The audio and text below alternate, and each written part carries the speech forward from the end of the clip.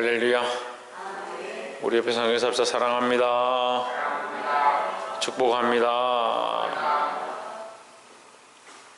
예, 말씀을 좀 읽읍시다. 시작. 마음을 다스리라. 우리가 하나님 앞에 나올 때 뭐가 중요하냐? 마음이 가장 중요하다. 마음을 다스릴 수 있어야 된다. 우리는 우리 몸이 나왔으니까 몸이 나왔다 생각하지만 마음이 없으면 몸이 나올 수가 없죠. 근데 몸은 여기 앉아 있는데 마음이 딴 데가 있는 사람들이 있습니다. 그래서 마음을 다해서 하나님 앞에 예배하는 것, 마음을 다해 하나님 높이는 것에 힘써야 한다라는 겁니다.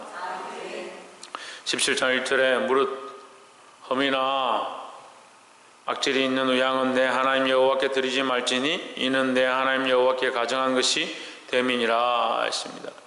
자, 우리가 양을 하나님 앞에 드릴 때 흠이나 악질이 있는 것을 드리지 마라 이렇게 했는데, 사실 짐승이 흠이 없는 것이 있기가 굉장히 힘듭니다. 대부분 다 흠이 있습니다. 그런데 흠이 없는 것을 드리라 이 말은 네가 노력해서 깨끗한 것들을 찾아라 이 말이죠. 할 수만 있으면 정성을 다해서 깨끗한 것을 찾고 깨끗한 것을 하나님 앞에 드리라. 그런 노력들이 필요하다라는 겁니다. 그럼 그런 것들을 노력하고 그런 좋은 것들을 드리려고 하면 뭐가 우선되겠습니까? 그 마음이 우선되는 겁니다. 그러니까 하나님을 사랑하는 마음을 가지고 하나님 앞에 귀한 선물들을 드리고자 노력하고 준비하는 것들이 되게 되어 있습니다. 그러니까 흠이 없고 악질이 없는, 사실 하나님 받으실 때 그걸 태워서 드리고 그 향기만 올려드리는데 거기 흠이 있거나 악질이 있는 것이 별 관계는 없습니다. 그런데 하나님께서 왜 이렇게 구별하라고 하느냐? 정결함을 요청하시는 거죠. 온전한 마음을 원하시는 것이다 라는 겁니다. 그래서 예배를 하는데 이 흠과 악질은요 썩어진 것입니다. 그럼 육체가 썩은 사람은 우리가 육체적으로 볼 때 하나님 앞에 제물로 우리가 나왔는데, 하나님 앞에 드려지기 위해서 나왔는데 그러면 흠이 있는 사람, 악질이 있는 사람, 좀 상한 사람, 그런 사람 예배할 수 없느냐? 그러니까 육체의 일을 얘기하는 게 아니라 너의 마음이 흠을 가지고 있느냐, 악한 생각들을 가지고 있느냐, 썩은 자기 생각들과 고집으로 나와 있느냐, 그걸 표현하는 겁니다.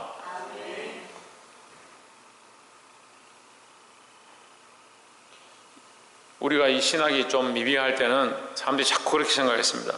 하나님은 짐승을 잡아드려야 되는구나. 그렇지 않다는 거죠.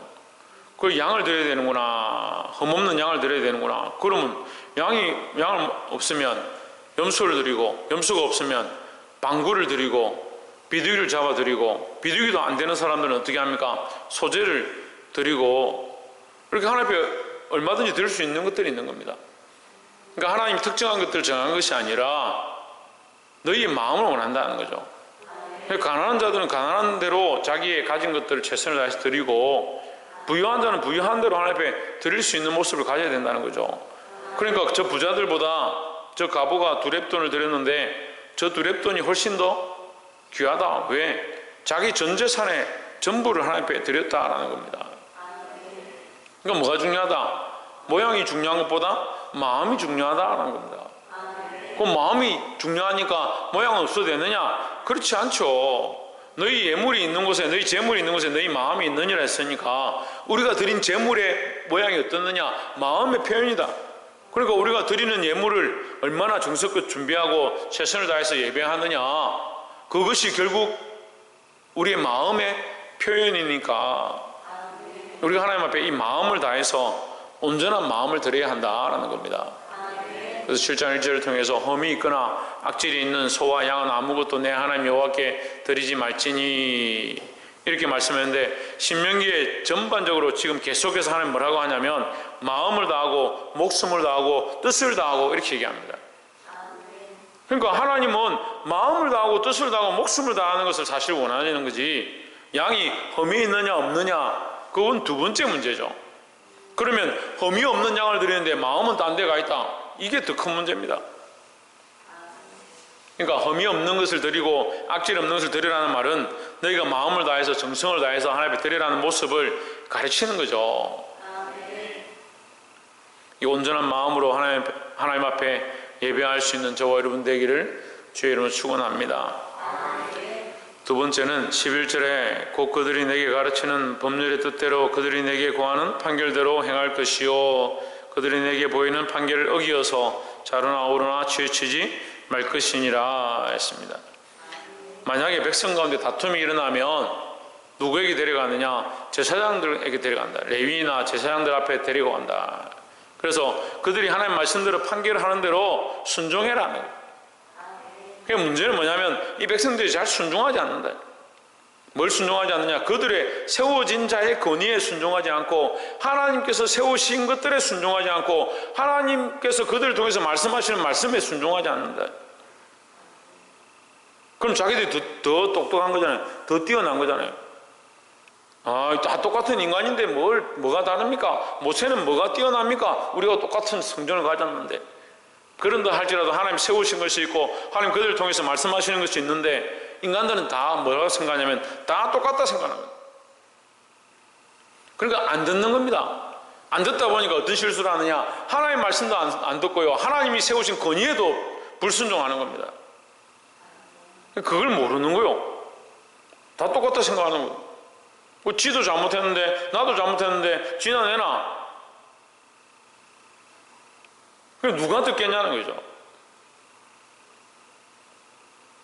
하나님 세우신 권위를 인정해야 되고 특별히 말씀 앞에 세워진 자들, 말씀으로 가르치는 자들을 순종해야 될 줄 믿습니다.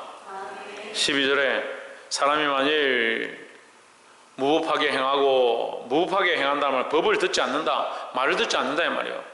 내 하나님 여호와 앞에 서서 섬기는 제사장이나 재판장에게 듣지 아니하거든 하나님 세우신 자의 말을 듣지 않거든 그 사람 어떻게 해라?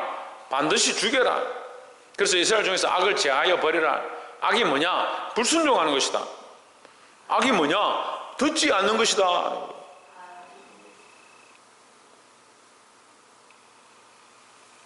그러니까 여러분 세워진 자들 주의 종 특별히 말씀을 가르치는 자들을 이렇게 함부로 대하거나 그 말을 듣지 않는 것이 안 들을 수도 있죠. 사람의 말이니까. 하지만 그렇게 하다가 권위에 도전할 수도 있고 그렇게 하다가 하나님의 말씀을 배반할 수도 있는 겁니다. 불순종할 수도 있는 겁니다. 그러니까 조심해야 된다는 거죠. 그 마음을 다해서 하나님 섬기시고 또 세워진 말씀들 앞에 순종하고자 하고 이 말씀을 전하는 자들의 그 말을 청종하고자 힘써야 된다는 겁니다. 그래서 제가 말씀을 가르치는데 사람의 말을 가르치면 들을 필요가 없겠죠. 그렇지만 하나님 말씀을 가르치고 하나님 인도하시는 부분들을 인정하면 그 권위에 순종해야 되고 특별히 말씀을 가르치는 것 앞에 순종해야 된다는 거죠. 13절에 그리하면 온 백성이 듣고 두려워하여 다시는 무법하게 행하지 아니하리라 했습니다. 이게 무법이 뭡니까? 말씀을 듣지 않는 것이다. 하나님의 말씀을 듣지 않는 것이다. 그러니까 여러분 말씀을 듣는 것이 우리에게 가장 중요한 것이다. 겁니다. 그래서 마음을 다해서 온전한 마음으로 하나님 앞에 나아가고 첫 번째 온전한 마음으로 하나님 앞에 나아가자 했습니다. 썩은 것이나 흠이 난 것이나 이런 것을 들고 오지 말고 너희 마음을 다해서 너희 마음에 썩은 것들을 내려놓고 교만한 것들을 내려놓고 죄의 모양들을 회개하고 하나님 앞에 나와라. 그리고 뭐라고 합니까? 말씀을 듣고 순종해라. 네 고집과 네 생각대로 해가지고 예배가 되지 않는다. 하나님 앞에 변화되지 않는다. 그래서 하나님의 말씀 앞에 서야 되는데 자꾸 판단하는 겁니다. 나는 말씀 다 안다. 그거 나도 아는 말인데 그러다가 하나님의 권위에 도전하는 거예요. 하나님이 세우신 자를 통해서 흘러오는 말씀 앞에 아멘할 수 있어야 되고 어린 자가 섰든 늙은 자가 섰든 상관없이 하나님 세우신 그 권위를 인정하고 말씀을 마음으로 받으시기를 주의 이름으로 축복합니다. 마지막 세 번째로 14절에 내가 내 하나님 여호와께서 내게 주시는 땅에 이르러서 그 땅을 얻어 거할 때에 만일 우리도 우리 주위에 열국같이 우리 위에 왕을 세우리라 는 뜻이 나거든 했습니다. 자, 하나님께서 왕을 세운 것 때문에 저주하고 그들을 책망한 게 아닙니다. 근데 사사시대 때 보면 왕이 없었고 그래서 백성들이 왕을 세워달라 해서 사울을 세우는데 어떤 학자들은 그들이 왕을 세워달라 했기 때문에 이 하나님 통치를 벗어나서 왕을 세워달라 한다.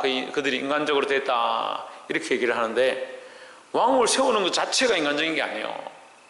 근데 하나님의 명령에 순종하지 않고 자꾸 자기들이 하고 싶은 대로 하려고 하는 게 문제인 거죠. 왕을 세워도 다윗과 같이 하나님 뜻을 따르는 자, 내 마음에 합한 자라고 말하는 그 다윗은 이 나라를 부강케 하고 더 하나님의 뜻대로 이끌어서 더 놀라운 일을 이루고 심지어는 다른 나라들이 거기 와서 조공을 바치고 거기 엎드리는 그런 은혜를 더했습니다. 왕이 세워진 것 자체가 죄는 아니에요. 그리고 오늘 이 말씀에도 이미 하나님께서 왕을 세우실 때 왕에 대해서 얘기하는 겁니다. 왕을 세우게 될 때 어떻게 하라? 15절에 반드시 내 하나님 여호와의 택하신 자를 내 위에 왕으로 세울 것이며 했습니다. 누구의 말씀을 듣느냐? 하나님의 말씀을 따라서 세워야 한다라는 겁니다. 우리가 보기에 좋은 자, 내가 보기에 합당한 자를 세우는 것이 아니고 하나님이 택하신 자를 세워야 한다. 내 위에 왕을 세우려면 내 형제 중에서 한 사람을 할 것이요, 반드시 이스라엘 백성 중에서 뽑아라 말이에요. 내 형제 아닌 타국인을 내 위에 세우지 말 것이며 16절에 왕된 자는 병마를 많이 두지 말 것이요, 병마를 많이 얻으려고 그 백성을 애굽으로 돌아가게 하지 말 것이니 이는 여호와께서 너희에게 이르시기를 너희가 이후에는 그 길로 다시 돌아가지 말 것이라 하셨음이며 했습니다. 애굽으로 돌아간다는 것은 원래 있었던 포로되었던 종되었던 땅으로 간다 이 말이죠. 왜? 하나님께서 그들을 나오게 하셨는데, 하나님께서 그들을 거기서 구원하셨는데 하나님 팔이 짧아서 너희를 구원치 못하냐? 하나님께서 능력이 없어서 너희를 위하여 싸우지 못하냐? 왜 애굽을 의지하느냐? 왜 말을 의지하느냐? 너희의 병거의 많음을 의지하느냐? 그 말씀이죠. 그러니까 왕이 된 자는 누구를 의지해야 된다? 하나님을 의지해야 된다. 그래서 이스라엘 백성 가운데 하나님 택하신 자가 세워져야 하고, 그 왕이 뭘 해야 되냐? 그 마음을 잘 다스려야 한다. 20절에 그리하면 그의 마음이 그 형제 위에 교만하지 아니하고 이 명령에서 떠나 자루나 우르나 치우치지 아니하리니 했습니다. 위에 건 사실 사람들은 이 위에 걸 중요하게 생각해요. 14절부터 19절까지 말씀을 옆에 두고 어떻게 하고 금은 보화를 많이 모으지 말고 병거를 많이 두지 말고 이런 얘기들에 자꾸 집중하는 거예요. 그러니까 이 항목이 뭐지? 뭐가 중요하지? 이렇게 생각하는 거예요. 근데 사실은 20절에서 뭐라 합니까? 그리하면 그의 마음이 그의 형제 위에 교만하지 아니하고, 마음을 지켜라는 거죠. 교만하지 말라는 거죠. 이 교만은 뭡니까? 하나님을 업신여기는 겁니다. 하나님 없어도 내가 살 수 있다. 업신여기는 게 무시하는 거죠. 하나님 없어도 살 수 있다. 하나님 없는 거하고 내가 무슨 상관이냐? 하나님과 나와 무슨 상관이냐? 근데 우리가 범사에 그렇게 살죠? 하나님 없이 삽니다. 하나님께 구하지도 않습니다. 하나님 이름을 부르지도 않습니다. 계속 뭐합니까? 자기 감정과 자기 생각과 자기 가치관과 자기가 옳다고 생각하는 것과 자기 살아왔던 습관대로 계속 살아갑니다. 그런데 당신 교만합니다 하면 내가 뭘 교만합니까? 내가 뭘 어쨌는데 교만하답니까? 그렇게 착각하고 삽니다.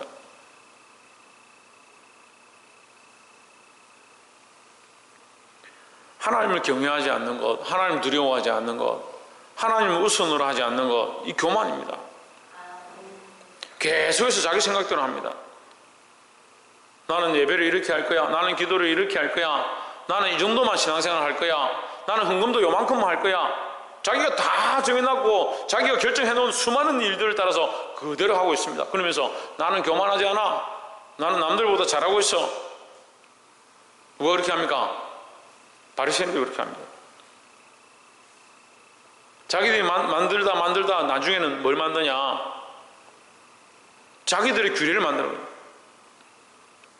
하나님의 율법이 아닌 자기들 나름대로의 규례를 만들어가지고 손을 씻어야 하고 들어오거나 나가거나 발을 씻어야 하고 자기들이 법을 만들어버려요.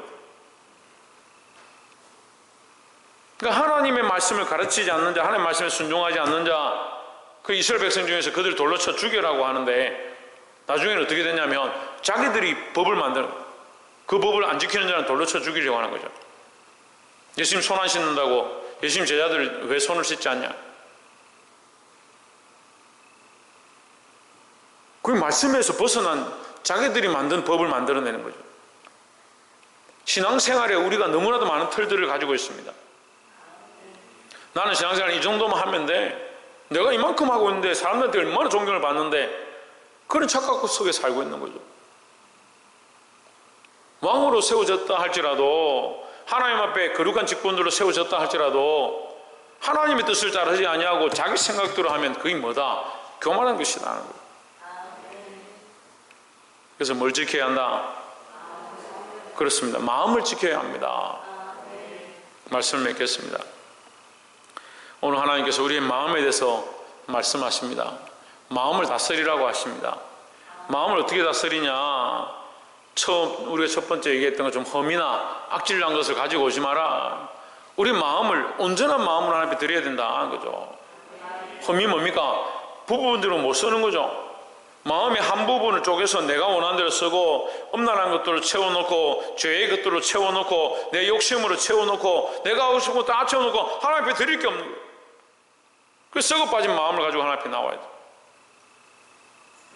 마음을 다 드리지도 않고 자기 생각으로 가득 했는데 나는 신앙생활 잘하고 있다? 그게 뭐냐? 그게 교만한 거예요. 누가 왕이냐? 하나님이 왕이 되어야 되네. 이스라엘에 너희가 왕을 요청하면 왕을 세워라. 그들을 세우라. 하지만 그 왕이 어떻게 해야 되냐? 하나님의 말씀을 항상 옆에 두고 말씀을 듣고 자기를 경성하고 병거의 많음을 의지하지 않고 은금의 많음을 의지하지 않고 여인들을 많이 두어서 거기에 현혹되지 않고 그 마음을 지켜라. 교만하지 않도록 그 마음을 지켜라. 누구에게 얘기하고 있는 겁니까? 우리에게 얘기하고 있습니다. 우리에게. 왜 재물이 많음을 의지하고 자기의 안락함을 의지하고 자기의 명예를 의지하고 사람들이 박수 쳐주는 거 그걸 기뻐하고 성경 좀 많이 봤다, 기도 좀 많이 했다, 교회 좀 오래 다녔다. 조금 한 사람들은 다 교만하더라고 보니까. 제가 다라고 하는 사람들은 거기 속하는 사람들이고 아닌 사람도 있겠죠. 하나님보다 높아진 생각들, 교만의 기준은요, 저보다 교만한 것, 옆에 사람보다 교만한 것, 그거 얘기하는 게 아니요, 하나님보다 높아진 것. 이스라엘의 왕이 필요하지만 그 왕은 누구에게 복종해야 되냐? 하나님 앞에 복종하고 하나님 말씀에 복종해야 교만하지 않다는 거죠. 마음을 지키고 하나님 앞에 서게 되기를 소망합니다. 그리고 특별히 세워진 자들, 주의 말씀 앞에 순종하고 말씀을 전하는 자들에게 순종하고 그 말씀대로 살고자 힘써야 된다라는 겁니다. 사랑하는 성도 여러분, 하나님 우리에게 주신 이 말씀을 깨달아서 마음을 지키고 우리 마음에 하나님이 왕 되시고 그 통치 앞에 순종할 수 있는 저와 여러분의 삶이 되시기를 주의 이름으로 축원합니다. 기도하겠습니다.